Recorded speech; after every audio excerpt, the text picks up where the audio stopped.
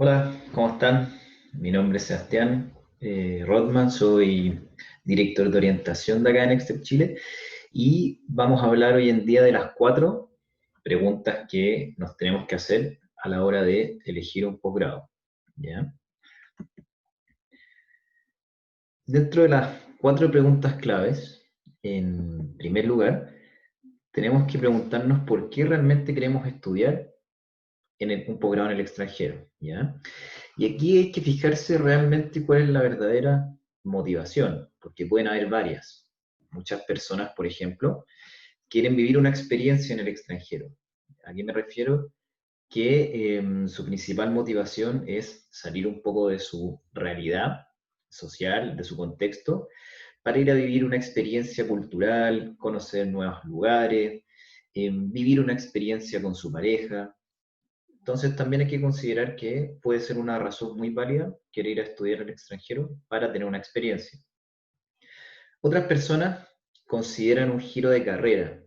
Por ejemplo, en este sentido tenemos el caso quizás de alguna enfermera que ha atendido pacientes mucho tiempo y piensa que estudiando un posgrado, por ejemplo, en gestión de centros sanitarios, se le puede abrir justamente una nueva puerta dentro de su carrera para poder acceder a otros tipos de cargos, ¿ya? Mucha gente también pretende especializarse, o sea, que dentro de su carrera, que es muy general, especializarse en ciertos temas. Puede ser el caso de gente en el área de los negocios que se ha dado cuenta que la finanza es lo que más le gusta, por lo tanto un máster en finanzas puede ser algo que le interese perfeccionar. Aprender otro idioma. Mucha gente también quiere ser trilingüe, por así decirlo.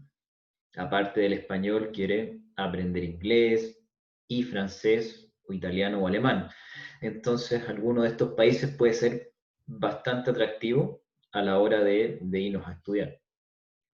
Desarrollar una carrera académica. Muchas personas ven el magíster o el doctorado con el fin de poder enseñar después a otras personas. Y es un camino que permite hacer clases en distintas materias o en distintas instituciones y que siempre es requerido. O sea, la mayoría de las universidades para poder enseñar siempre van a requerir un magíster o un doctorado. También está la motivación de investigar acerca de un tema para poder crear nuevas soluciones, mejorar mi sueldo, mis expectativas de renta. Efectivamente, hay mucha gente que trata de aumentar sus expectativas de renta o su renta en sí a través de un magíster, que en algunos casos funciona, pero también hay que tener las expectativas claras, que depende mucho del mercado. Y también, obviamente, que en todos estos programas la idea es desarrollar nuevas herramientas que nos permitan, de alguna manera, poder perfeccionarnos o aumentar nuestras competencias. Entonces, en primer lugar, la primera pregunta que tenemos que hacernos, ¿cuál es mi verdadera motivación para ir a estudiar un posgrado? En segundo lugar, tenemos que considerar en qué país queremos estudiar. Bueno, el mundo tiene muchos países, muchos tienen muchas universidades, pero lo importante es saber en qué país yo me veo. Quizás si no tengo bien desarrollado el inglés, España puede ser una buena alternativa. Si es que realmente quiero potenciar mi inglés, un país de habla inglesa podría ser lo más acorde. El caso de Estados Unidos, Australia, Inglaterra. Entonces, primero también tenemos que identificar en qué país nos gustaría vivir y si el idioma va a ser algo que también vamos a trabajar en este país. También preguntarse si es dentro de este país tenemos alguna ciudad de interés. Quizá ya estamos aburridos de las ciudades grandes y nos queremos ir a una ciudad pequeña. En el caso de Inglaterra, quizás no queremos irnos a Londres, pero sí queremos irnos a Leeds, a Cardiff, a Manchester, que son ciudades más pequeñas. O quizá en Estados Unidos queremos irnos a alguna ciudad en el estado de California o en Boston. Aquí también tenemos que ver dónde nos sentiremos cómodos. ¿Por qué me refiero a que nos sentiremos cómodos? Porque también quizás hay aspectos climáticos que no nos gustan. Por ejemplo, hay ciudades mucho más frías o que la luz del día dura menos tiempo. ciudades que tienen playas cercanas. Entonces también tenemos que averiguar si es que tenemos alguna ciudad específica por la cual tengamos cierto interés. Y también, por ejemplo, ciertos datos culturales, si me interesa la cultura, los espectáculos, los eventos deportivos, todas esas cosas hay que considerarlas también al momento de ver a qué ciudad vamos a elegir para vivir nuestra experiencia. Luego, de que ya tenemos la ciudad seleccionada, ya, tenemos que centrarnos en, bueno, la ciudad y el país, tenemos que centrarnos obviamente en cuáles son las mejores universidades.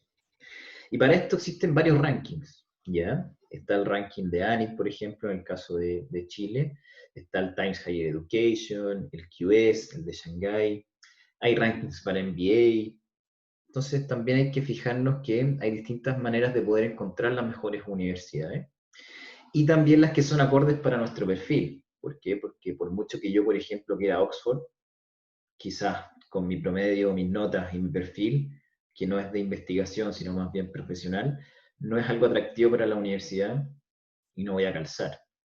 Entonces lo importante también es fijarse cuáles son las mejores universidades, hacer este trabajo de investigación en los distintos países o ciudades que elegimos, pero también ver cuáles son acordes a nuestro perfil, si nos piden una nota más alta, si nos piden ciertas actividades de investigación más importantes según el programa, si es que tenemos el nivel de idioma. Entonces tenemos que ver efectivamente cuál es la mejor universidad de acuerdo a nuestro perfil y lo que vamos a querer estudiar.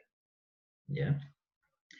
Porque después del país viene la siguiente pregunta. Cuando nosotros ya tenemos el país y el lugar y ya la universidad, tenemos que ver qué realmente es lo que queremos estudiar.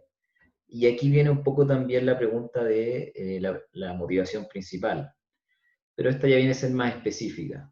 ¿Qué realmente vamos a estudiar? ¿Voy a estudiar por gusto? Hoy en día yo puedo elegir qué estudiar, ya que eso es bien importante. Quizás anteriormente estudié algo que no estaba muy seguro, pero ahora quiero estudiar algo específico y que no tiene nada que ver con mi carrera. También puede ser una buena alternativa. Especializarme. He hecho, como les decía anteriormente, toda mi carrera en negocios, pero ahora quiero especializarme en finanzas. Entonces me meto a un programa de finanzas. Quiero adquirir nuevas herramientas o competencias para mi actual cargo. Entonces busco cuáles son las que me faltan y qué programa me podría dar esas competencias. ¿Ya? Pero lo importante es que ya tenemos la universidad, entonces vamos a tener obviamente el programa más acorde según nuestra principal motivación. O también en algunos casos, como dice acá, finalmente es cambiar de área o disciplina. Si es que realmente estoy contento con lo que estoy haciendo actualmente, o si quiero estudiar algo enfocado en otra área, ya que no me gusta mi pregrado, o sea, me gustó cuando lo estudié, pero cuando salí me di cuenta que no era lo que quería dedicarme. También el máster o el doctorado nos permite salir de esta área y conectarnos con otra, que eso también puede ser algo importante. Finalmente, la pregunta obviamente también más importante es cómo financio mi programa. Dependiendo de los países, los costos van siendo más elevados que otros, ¿ya? Y esto también es importante tenerlo en el radar. Por ejemplo, Estados Unidos estamos hablando de un programa de $60.000 en promedio, la mayoría dura entre 1 año y medio y 2. Estamos hablando que los costos de día están siendo aproximadamente $20.000 por año, ¿ya? Luego nos saltamos a Canadá y Australia, programas en promedio de $35.000, $40.000, más vivir, estamos hablando aproximadamente de $16.000 por año. Ya la mayoría de los programas duran entre 1 año y medio y 2 también. Luego nos podemos saltar a la mejor alternativa que entre precio y calidad es Inglaterra o el Reino Unido. Estamos hablando de programas en promedio de 25 millones 30 en Londres, perdón, 25 mil o 30.000 euros por año. Y Londres, que hacer la capital, obviamente es más caro, estamos hablando de 18.000 euros o 20.000 por año, pero ahí la ventaja es que duran solo un año. Ahora, ¿qué pasa con las ciudades aledañas? Que tenemos, por ejemplo, programas en Manchester de 20.000 libras en promedio, más vivir estamos hablando de 16.000 libras por año. Entonces, ¿a qué me refiero? Que también en las ciudades aledañas puede ser un poco más barato. En el caso de Holanda, Italia, Francia, programas en promedio de 15.000 euros por año, más vivir 15.000 euros, y tenemos variedad de programas entre 1 y 2 años. Y después nos saltamos a España, que entre precio, calidad y accesibilidad puede ser lo más barato. Programas en promedio de 5.000 euros, más vivir, estamos hablando de 10.000 euros por año aproximadamente, lo que puede ser una buena alternativa si no tenemos algún financiamiento de alguna institución. Y que este vendría siendo el último tipo de financiamiento. Y en primer lugar, cuando nosotros vemos cómo vamos a financiar nuestro programa, tenemos que ver qué tipos de financiamiento existen en nuestro país o a nivel internacional. Dentro del caso de Chile, por ejemplo, existen las becas nacionales, que estamos hablando principalmente de la beca Chile, ¿ya? Que es una beca que tiene un 100% de cobertura y una buena tasa de aceptación.